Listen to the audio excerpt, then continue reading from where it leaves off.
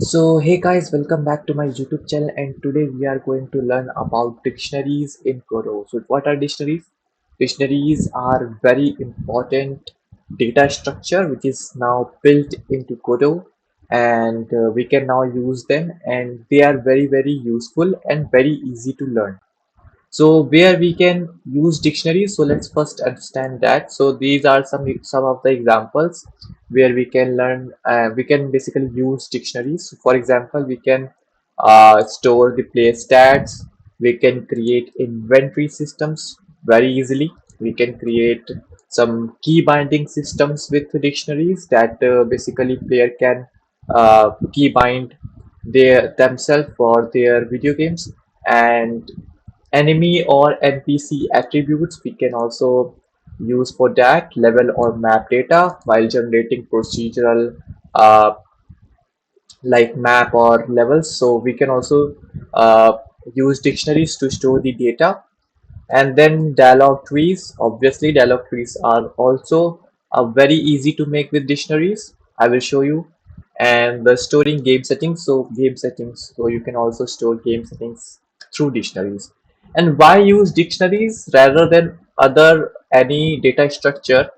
So basically why dictionaries are very useful and good with other data structures compared to other data structures. The first thing is dictionaries are very fast.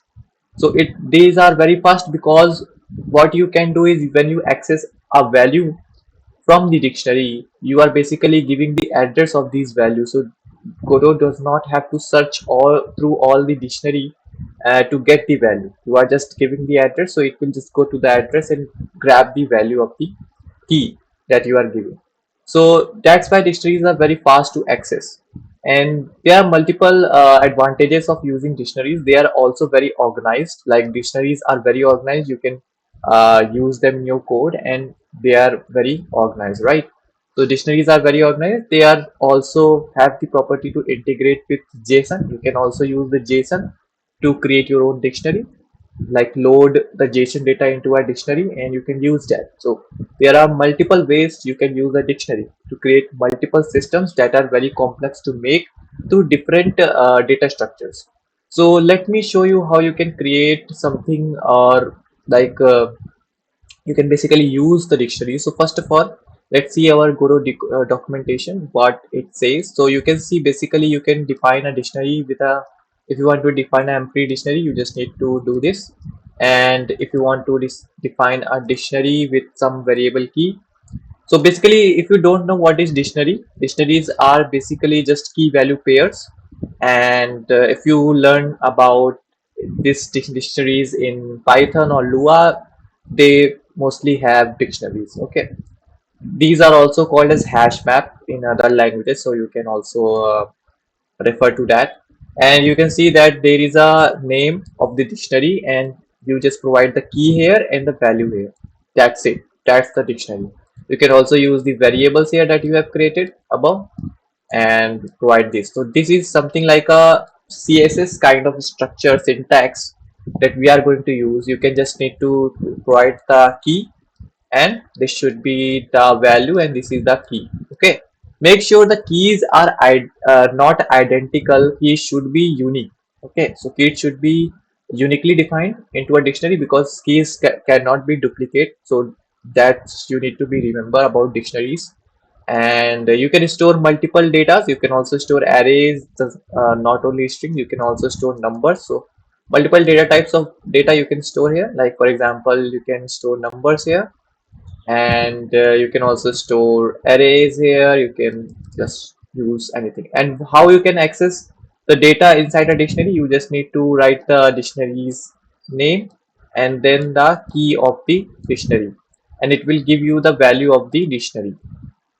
You can also change the value by using the dictionary name, then key, and the value. So you can just assign the value to your key inside a dictionary.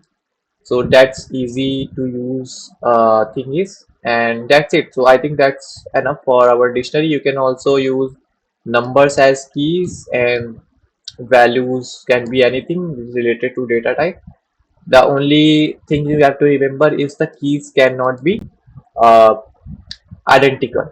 So the next thing is how you can loop through a dictionary. So you can basically loop through a dictionary by using for loop, and you can just write for and any identifier that you have created, and then you just need to use in variable in keyword and then the dictionary name, and then you just need to set the amount equals to fruit and something like this. So that's easy how you can just loop it onto a dictionary, so you can create inventory system through using dictionaries, right? Okay, so now let's see some of the methods here. You can see these are the methods. So let me introduce you to dictionary.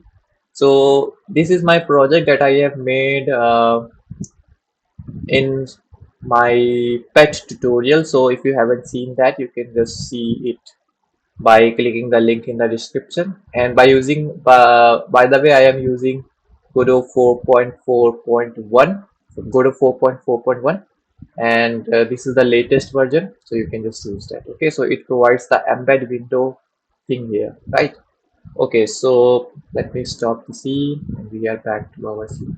Okay, so let me create a very simple dictionary example. So you can just see this is my player script and I don't want to bother it.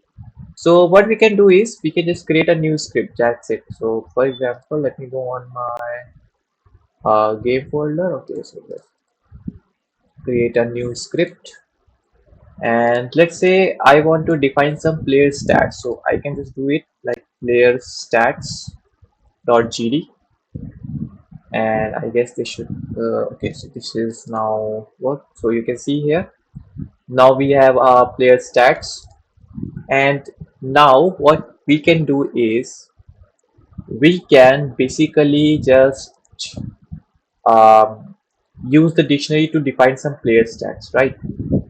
So let's see the documentation of our dictionary. You can see here, so we can directly use it, right? So we can just said war, and we can just uh, use our identifier, which is called as player stats, and then we need to define it is a dictionary, and you can see this will happen, and then you just need to set the dictionary's value, so you can just do it.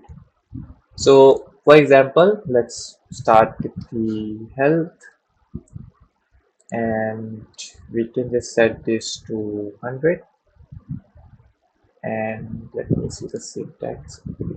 We have comma here, so make sure you do this comma not semicolon, and then you just need to use different thing like health, let's say attack, so different player stats that you can add here, and let's say range, which should be equals to, let's say, 100, and we can also add defense to our player,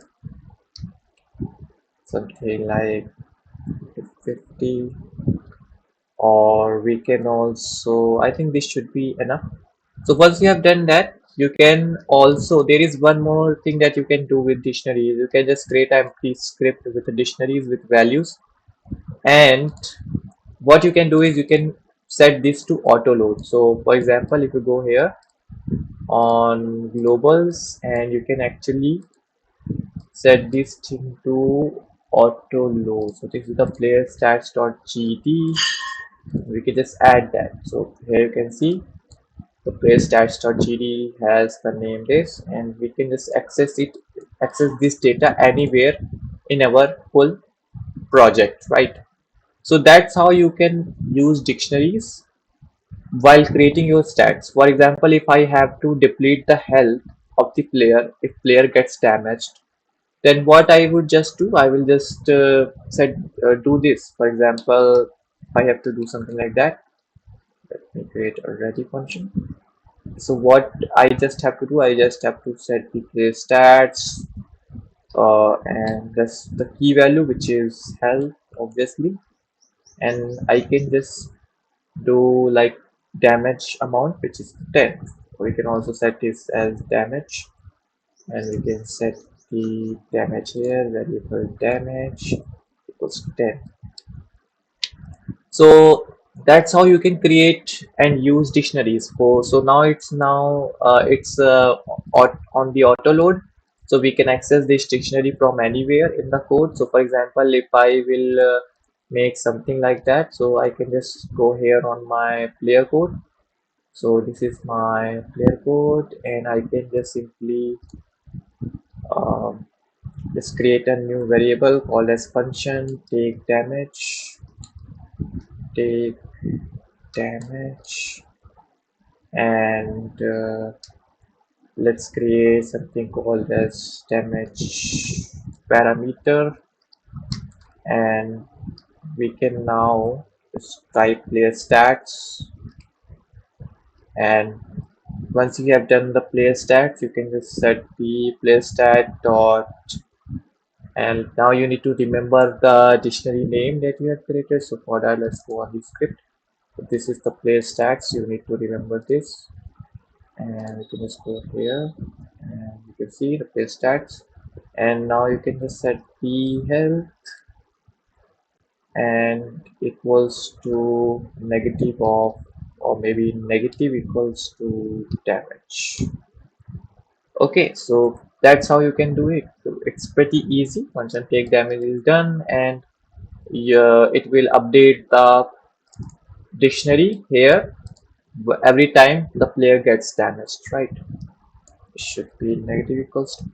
So that's how easy it is, right? And there is one more thing you can do it. You can basically set the values of your player health and etc. So for example, right now I don't have any health set up on the player, so I can also set the health of the player. So I can just set the variable health equals to player stats dot player stats health, and now it will set the health of the player through this dictionary. So it's very easy, right? So you can just use dictionaries to create your player stats, to store player stats. There are multiple systems that we can create. We can also create inventory systems, and I think I will leave that for another tutorial using dictionaries, and that's it. So thanks for watching. If you like this video, please do subscribe, and yeah, so